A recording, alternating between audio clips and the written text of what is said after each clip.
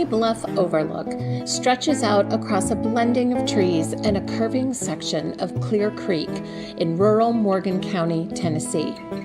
A short hike through a beautifully forested area of the park leads to this majestic overlook that promises a splendid view for all seasons. One can get a sense of all that the Obed Wild and Scenic River has to offer by reading Free Flowing, The Spirit of Obed Wild and Scenic River. This handy guidebook consists of the history of the park, inspiring images, maps, and useful information on how to make the most of your time while exploring the park. We hope to see you soon.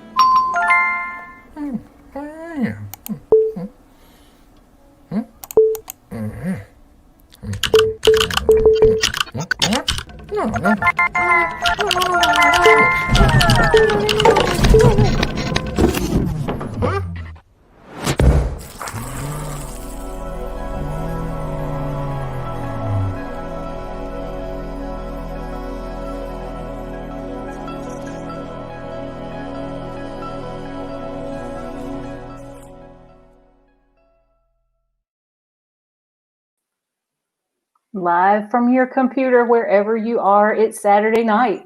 Welcome to the Southern Festival Book Session with M.O. Walsh, author of the Big Door Prize. I'm your host, Lynn Newcomb, a festival volunteer.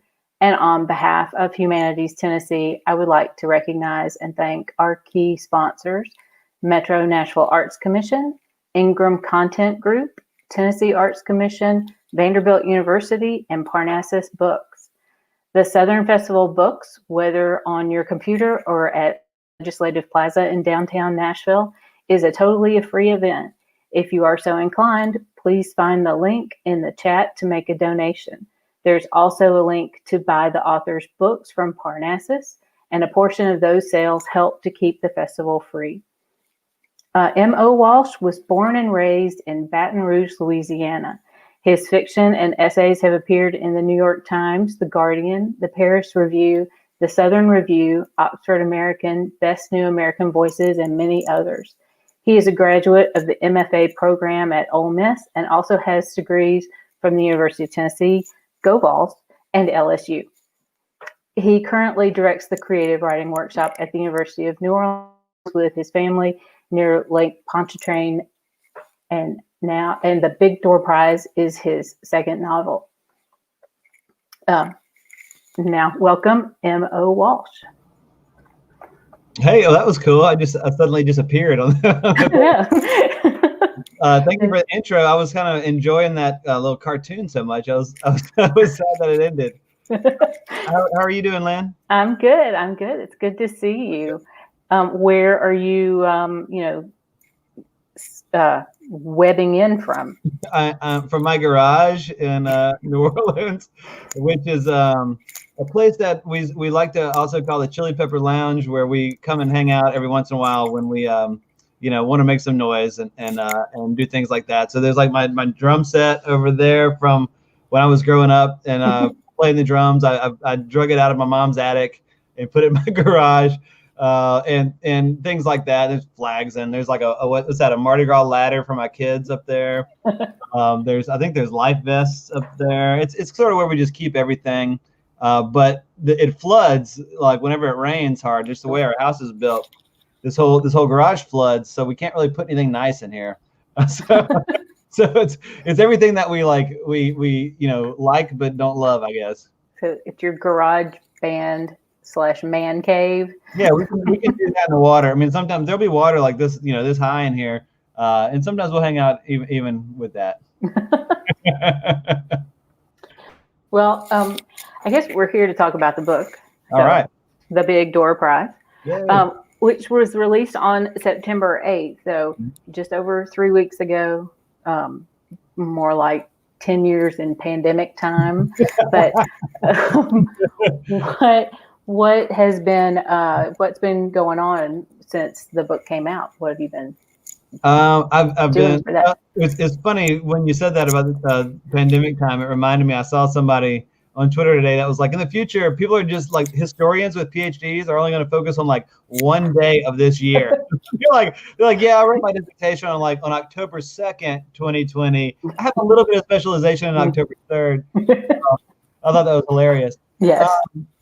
Since the book's been out, I've been doing a lot of events like this, Zoom events, talking to other writers and, talking to, hopefully people watching and getting, great questions. And it's really been cool, actually. I mean, I miss obviously seeing people and shaking people's hands and hugging people that I know. I miss that aspect of it. But the great thing is that, this allows people from all over to tune in, even if they're not in Nashville. And so I've been able to connect with a lot of friends that I normally wouldn't see, and I've been able to meet a lot of writers that I normally would not have been able to talk to. So there's a silver lining to it. Mm-hmm. Well, that's cool. Yeah. Well, do you want to read a little something? Well, yeah. I mean, I think probably tell people kind of what the book's about a little bit, and then just read. I don't want to read long, but. So I guess I'll give you the premise, right? Which I know, but if somebody's watching, it's weird that we don't know if anyone's watching, Lynn. Yeah. The good thing is I know my family is probably not here. They've been coming to almost all of them. They're probably not here because LSU is playing tonight, and so I think they're big Tiger fans. So I think they're watching that. Mm-hmm. So I could probably say a lot of things normally I couldn't say if my mom was here. So if you want any of those details, let me know. Okay. Well, my mom's not here, so we're probably good. So the Big Door Prize is it's a novel set in a fictional town called Deerfield, Louisiana, a small town. If you're from a small town, you might probably recognize the type of place it is. Maybe 12,000 people, something like that.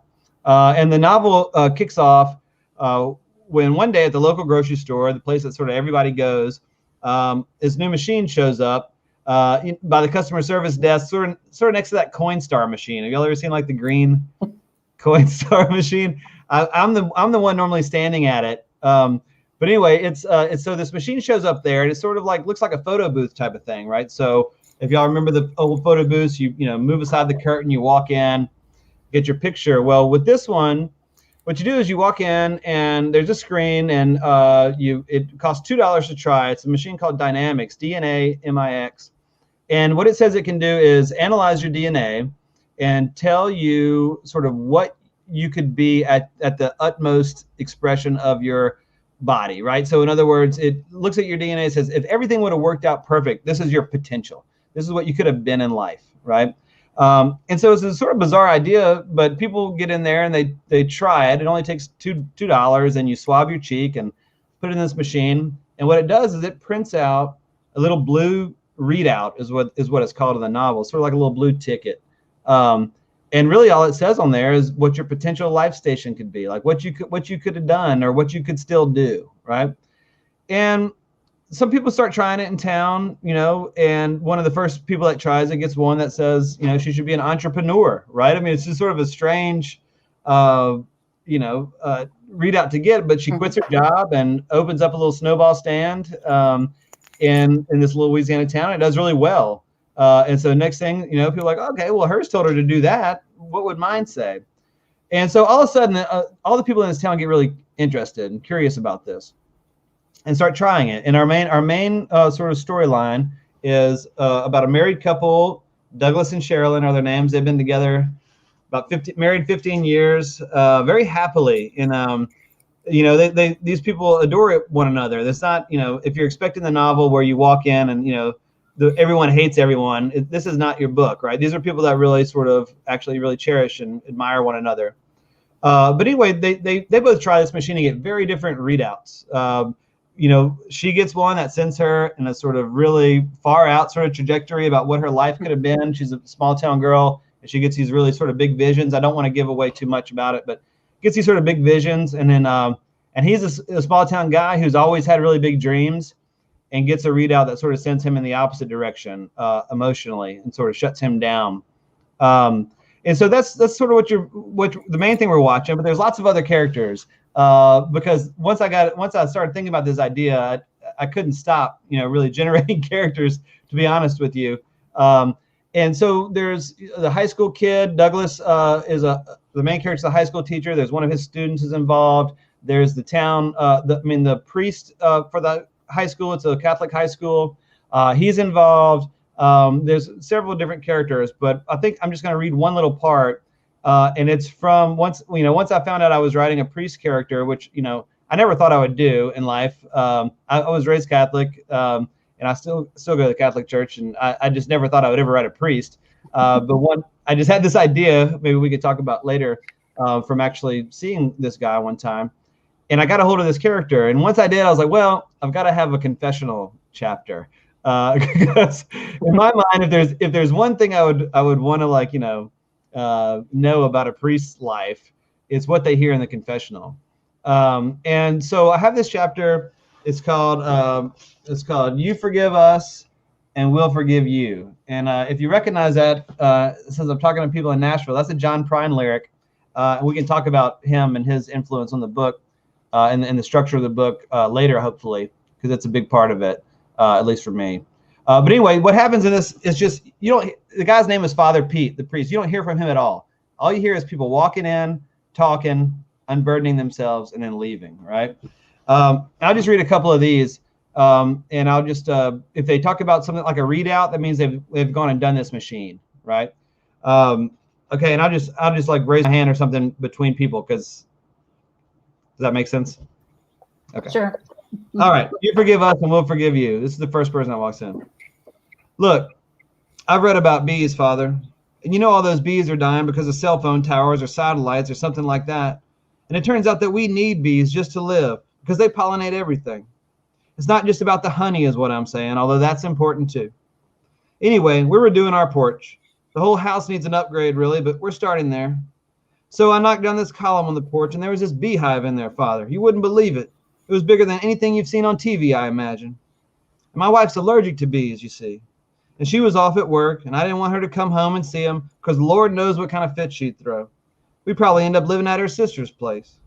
And no telling how long they've been there, too, without us even knowing. But it sort of floored me, Father. I mean, I just watched them, crawling over one another. I just watched them forever.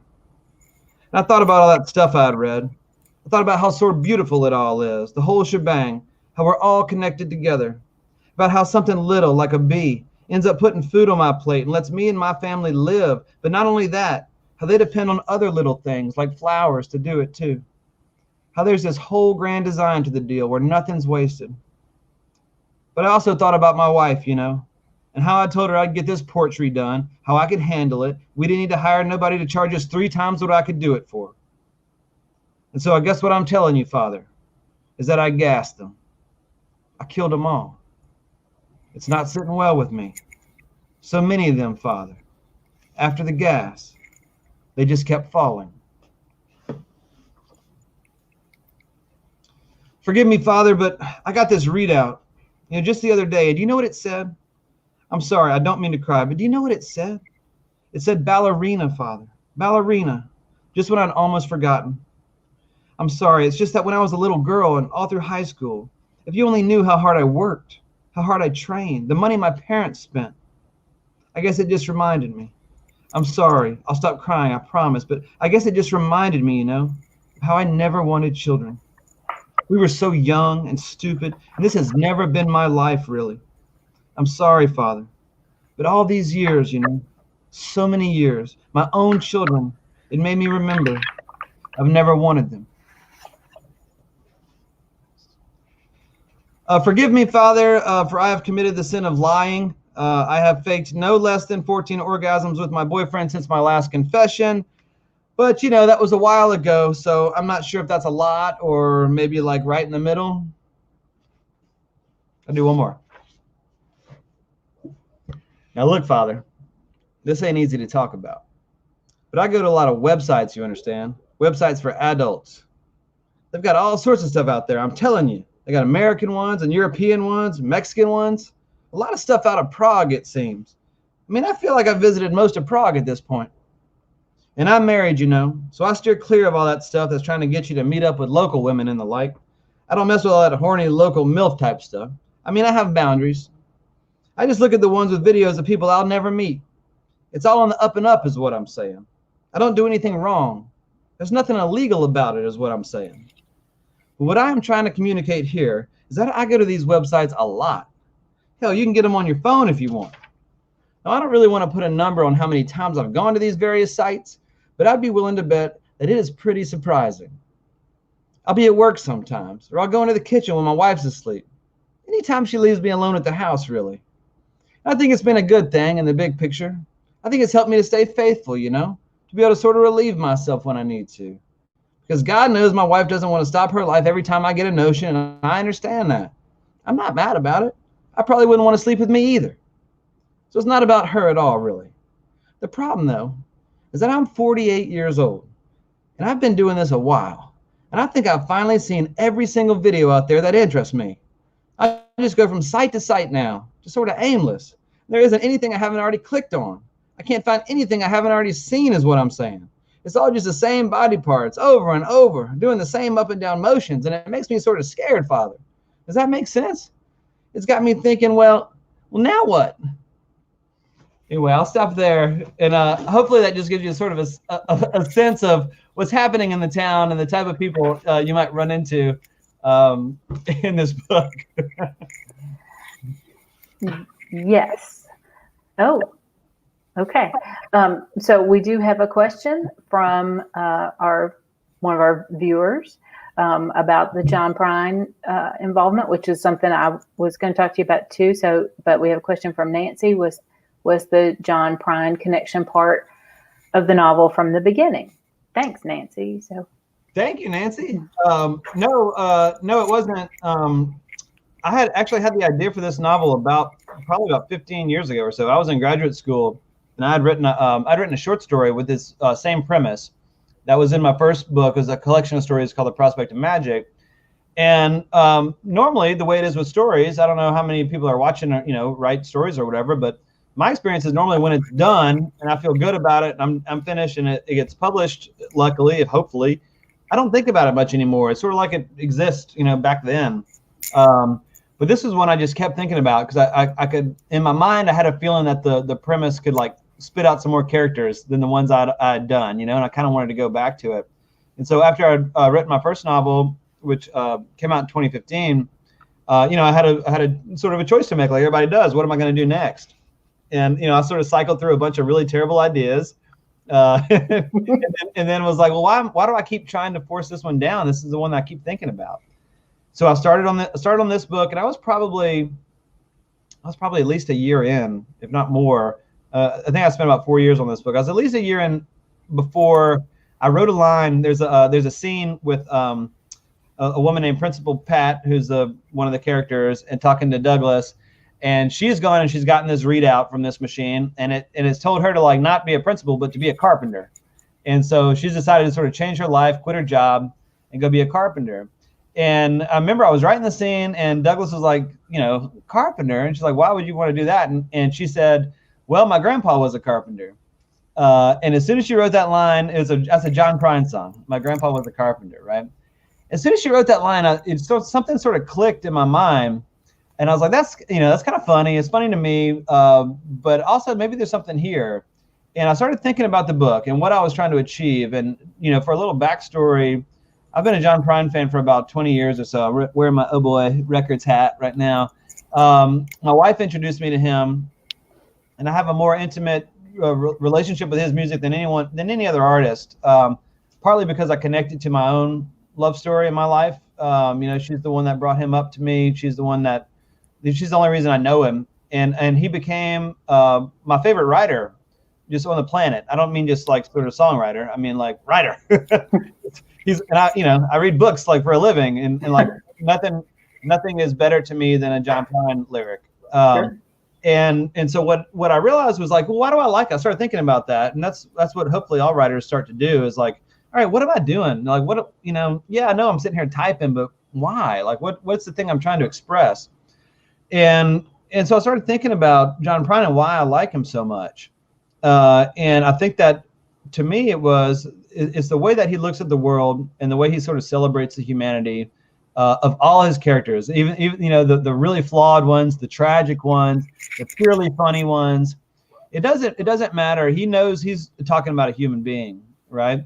And what I recognized already was that what I wanted to do with this novel is write about people who do love each other and who are coming face to face with dreams they never imagined might be coming their way. And what does that mean? Are they going to abandon everything and run off and forget this person that they truly love, or are they going to stick it out? And how are they going to sort this stuff out? And as I was writing the book, I realized that I thought the book was kind of funny, and my first novel is not really. It's pretty dark. And I was like, wow, I'm sort of having fun with this. And so as soon as I recognized, well, what I'm trying to do? I'm trying to write like this really long ass John Prine song is what I recognized I was doing. Like a 350 page John Prine song. I wanted to look at the world and testify about the world in the way that he does, and he did, and so once I did that and I wrote that line, I was like, well, that's kind of funny. Maybe there's a connection. Well, next thing I knew, I started looking at all my chapters, looking at everything I had, and I was like, there's almost not a single exchange that can happen in life that John Prine hadn't sort of written about, and so I started looking at all the scenarios. I was like, oh, I can see a connection there. And so, I'll have like one, a chapter is called like A Crooked Piece of Time, right? And it's about a really weird exchange and a really weird moment of time between these two characters. And that just sort of fed on itself. And I just started having a lot of fun with it. But it wasn't until I was totally done for sure that I knew that it would be, I would title it after one of his lyrics too. So no, it wasn't there from the beginning. That's a really long answer. I'm sorry. It was very thorough, though. So there's a lot of analysis of potential and all in the book, and by people of all different ages and in all different stages of their lives, which is cool and also like nerve-wracking because you want to think eventually you've got things figured out, but apparently not. Well, do you? No. See, I think eventually, but no. Right. What if you put your $2 in, not want to see come out of the dynamics? Can you? I mean, are you asking me to answer that about my own personal life? What would I not want to see? I am, because these are the questions that come up now. I think I have an answer. And my family, I don't think is watching because they're watching the LSU game, so I can say this. I think that the thing that I would fear the most coming out for me personally was if it said like attorney, because that's sort of what I always thought I was going to be. That's what my dad is, and that's what I am. So, yeah, my dad spent his whole life working really hard, and has had a great firm, and basically said, look, if you want to take this thing over, you can. I'm not never the best student on the planet, but I'm not a total dummy, and so like I was doing okay in college, and I thought that's what I would do. And then what happened was, I recognized that like what everybody has to do is sort of make this choice at one point in their life. Like, do you want to like go for the sure bet, or do you want to like really reach for that thing, the dream, And the only thing that really gave me pleasure in college, besides, sitting around with my friends and like, right. Were my workshop classes, were classes where I was writing stories, and reading my literature classes. Mm-hmm. That was really what did it. And so even though, I knew that I could probably go to law school and handle it, I was just at that moment where I was like, I'm not going to do it. And let me tell you, there's been a long stretch of time with money that I wish I was making lawyer money. Like you said, you're like, well, you've gone to, a couple of different SEC schools. That's true. But, Tennessee and Ole Miss were graduate school, and you're not making any damn money in graduate school at all. You're sort of piecing things together. And that's a point in time where you're looking at all your friends, and all my friends who had really launched into careers, or even those who had not finished college, but got like a good paying job, a good steady job. I was jealous of those people. I mean, I'll be perfectly honest, because I was still living on this little stipend and not doing anything and just writing stories that nobody was reading, and everybody was getting rejected, left and right.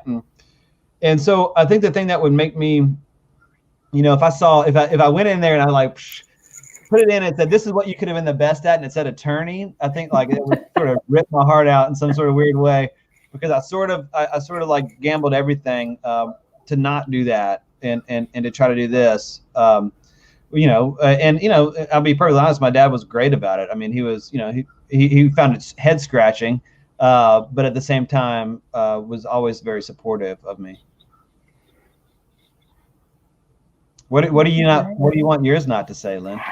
I think, well, because my career sort of did the flip flop of that. I always wanted to be an attorney, and then decided I might as well just go ahead and do it. So I'm a late in life to come to lawyering, but I think mine's a little more existential. Like that, it would be more like, you're good, like you've done, you've peaked, well, that's belong.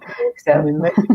I mean, maybe we should mention that to anyone that's watching that, that hasn't read the book or that's interested in the book. The book doesn't just spit out a ton of like just totally oddball things that everyone's just chasing around. I mean, it does some of that, but I got, once I started writing this, I got interested in exactly what you're saying, Lynn, was, there's a type of person. So here's our scenario.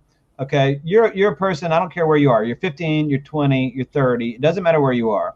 You think you know who you are, you think you know where you're going, and you're going to walk into something that's going to tell you objectively, so it's claims, right? Objectively, no, what you actually could be great at, right? And so I'm like, wow, that's tons of possibilities there. But then what I got interested in really quickly, or what about people who walk in there, and instead of it telling them that they should be the president of the United States or something, it tells them to do exactly what they're already doing, right? Or to do something that they've already done. That to me became the most interesting angle, because I think that what people always want is something to reach for. We always want whatever it might be, a new job or or imagining ourselves, maybe one day I'll pick up the trombone and learn how to play it. Who knows? Maybe one day I'll do this thing I've always wanted. And if you were told, no, actually, like, this is it. Like, this is the best it's ever going to get. Which I think, honestly, people would be depressed to hear that. When I don't know, Lynn, what you think, but for me, they should celebrate that. I mean, the idea that the choices you've made in your life have gotten you to a place where you have actually done the best that you can do. That's incredible. You know how many people misfire on that? Like over 90%, I would think. That's not a real statistic. I made that up. But the idea of someone, finding out that they've already peaked, I think would really send them into a deep funk. Right. Yes, that you maxed out a while ago. But it's just is an interesting, just overall look at things. The other thing, you mentioned because we're waiting for more questions from our viewers. You mentioned that you were raised Catholic, and that was something you touched on in the book. And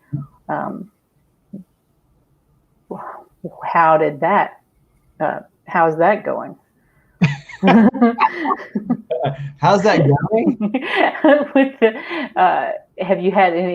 Has your priest read the book, or have you had any feedback on this part of on the confessional and whatnot? No, I haven't. I have actually gotten a lot of good feedback on that character, though. There's the character named Father Pete, and the way that, like I said earlier, I never thought I would write a priest character. That just feels there's like two ways you're obviously going to fail there. You're either going to write a very cliched priest character, or you're going to write some sort of really outrageously overdone, predatory,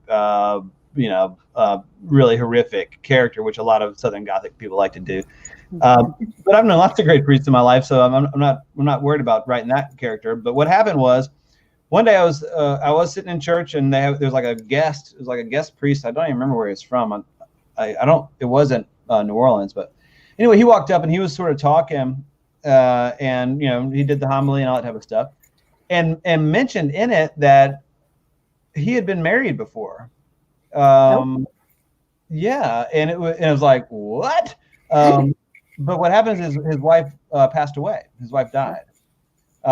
She got cancer, died very quickly, and it was the type of thing that sort of, sent him in this path.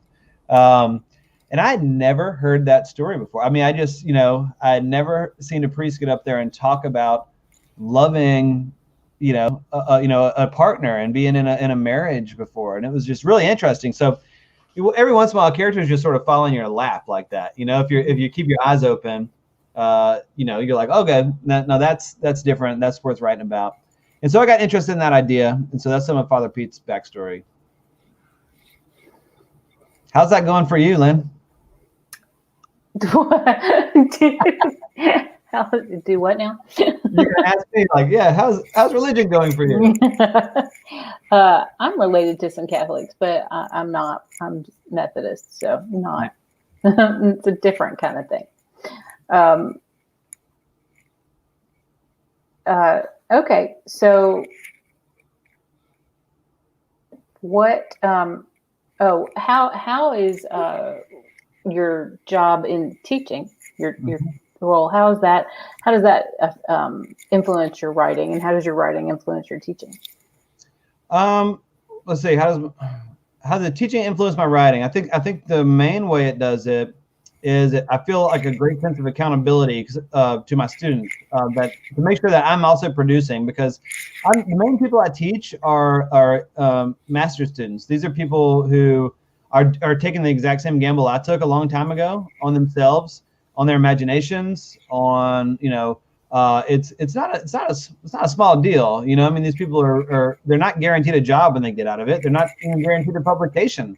What they know is that they're their best selves when they're working at the page, when they're writing. That's when they feel the best.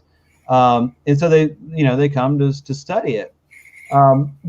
I feel like I cannot sit in front of them and tell them what they're doing right and wrong if I am also not working, and really trying my best to write my best. And everybody's best is different, right? I mean, there's lots of people that I'm sure think my writing is terrible. That's fine with me, because what I'm doing is just trying to. I'm 40 something years old now, and for the last 20 of it, I've been doing this. And in that process, you start learning. Okay, what do I admire? What do I respect? What is effective to me when I read it, and what I want to be able to provide other people with, right?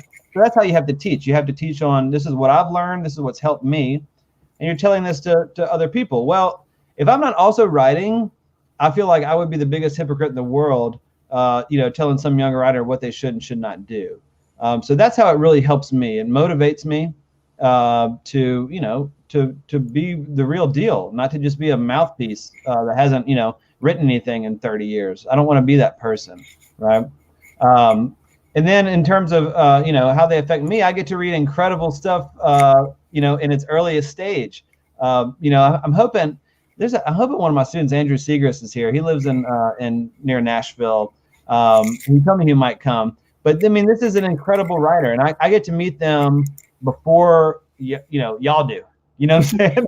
I get to meet. I mean, so like some books that are out right now, like Brian Washington's got a book called Lot that just won the Dylan Thomas Prize.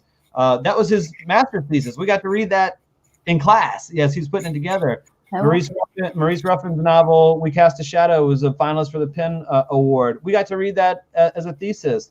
That's what's so great about it. I mean, how does it affect us? It's like, well, we're getting to see this. We're getting to see these things in their earliest stages and get excited about them. And so what's so awesome about the job is that when you see the people, getting success and stuff like that, it makes you feel proud, but it also just makes you so happy for them, because you know that they took that same gamble, that you did. And now they're getting the payoff.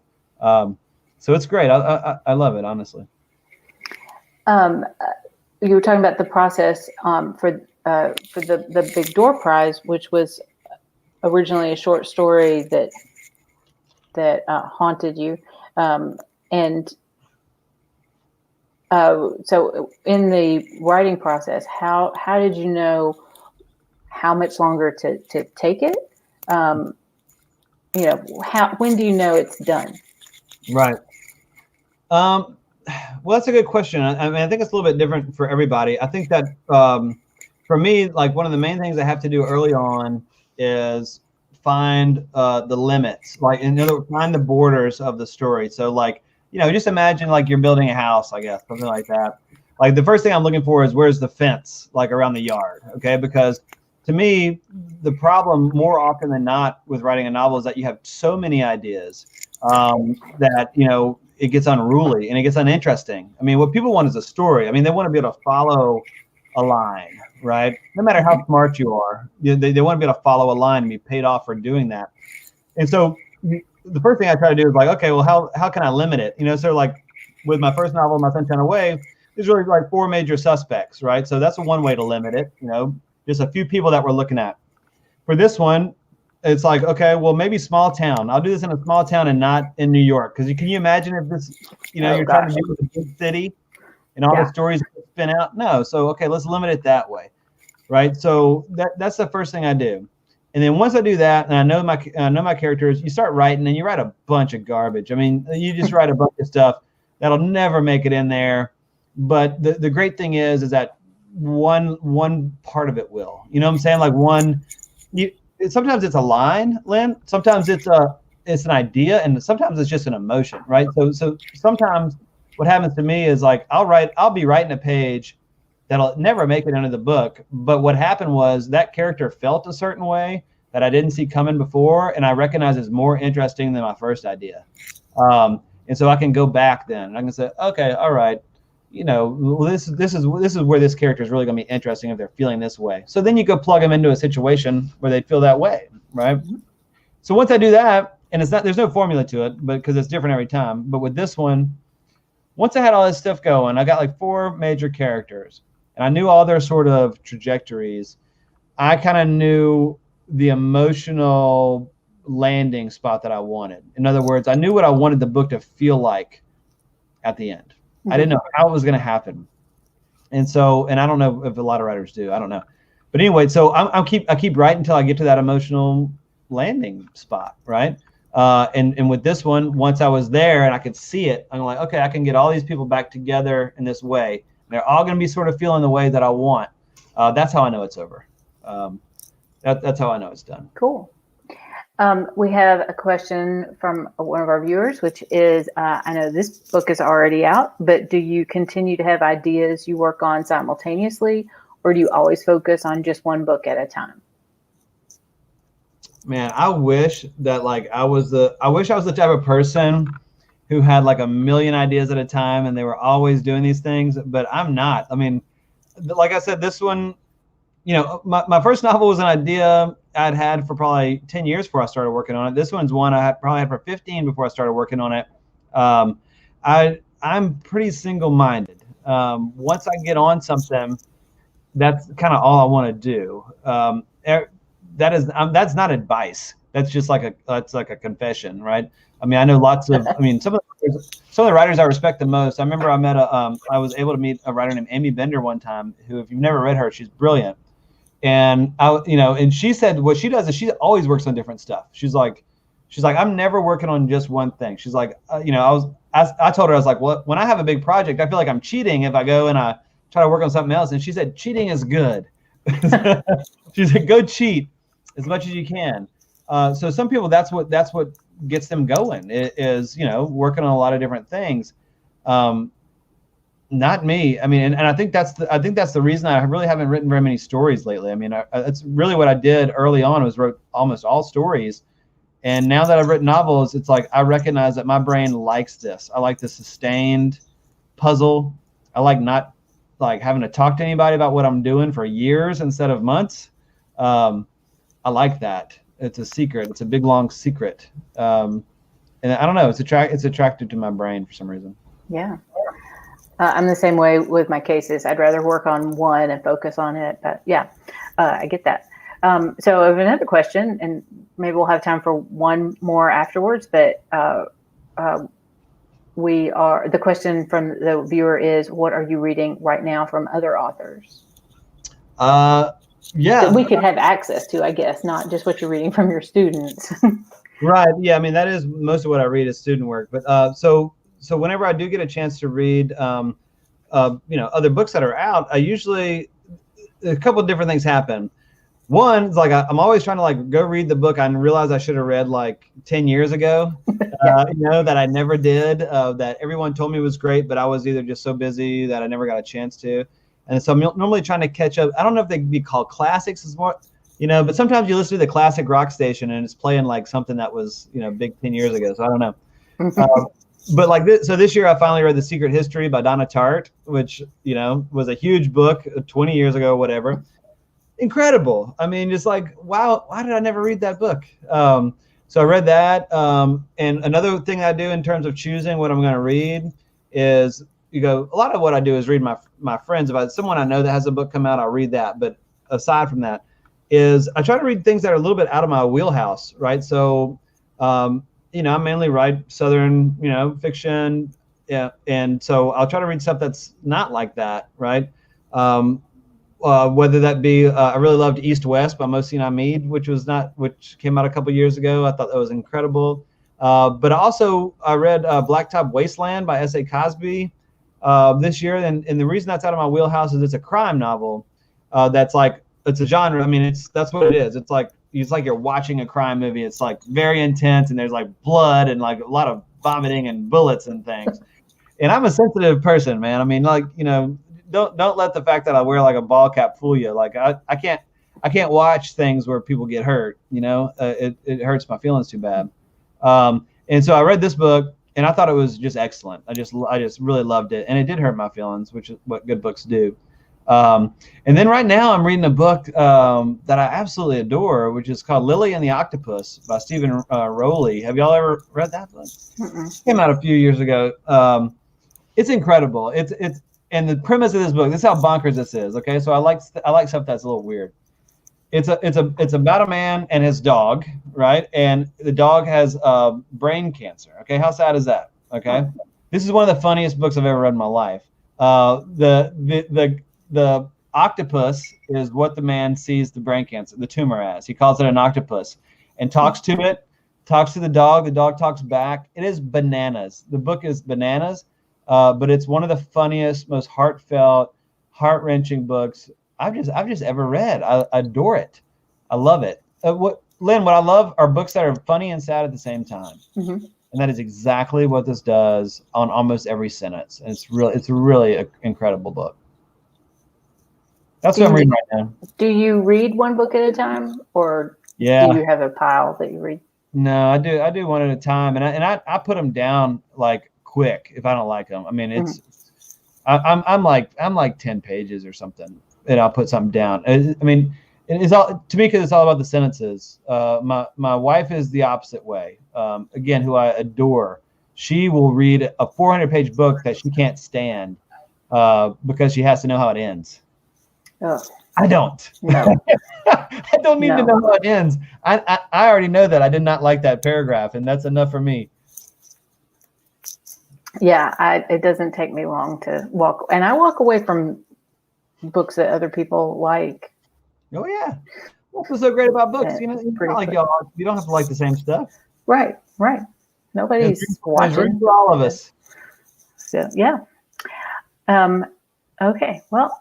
We are about out of time, and we're about out of questions, except we need to maybe talk about where you need to go to listen to music in Nashville when you come get to come back. I can't do live music again. Are you kidding? God. It's starting back up this week in Nashville. Yeah. Yeah. Well, let's hope for the best. I mean, good. I mean, that's just a tough situation, but I mean, I don't know. I'm just one of those people that like, I just feel transformed when I watch good musicians. I mean, it's just they're from a different planet. The ones that are really good, it's like, I don't know. I love it. I appreciate it. Admire it so much. Well, hopefully next year for the book festival, you get to come to town, meet the people, and see some good music. I will accept any invitation to Nashville. Like I was saying before this thing, I've only been there like I think maybe 5 times, and it's every time has been like one of the best times I've ever had. I just love that place. Well, good. I live outside of Nashville actually, but I grew up here, and yes, it is. And of all the things that happen in Nashville, I think the book festival is one of the best. So absolutely, we're really glad you were here. Yeah, very thankful to everybody in Parnassus and everybody. Yeah. Awesome. All right. I think we're wrapping up. So thanks everybody for watching, and thank you for being here, and we'll hopefully be back at Legislative Plaza next fall. Okay. And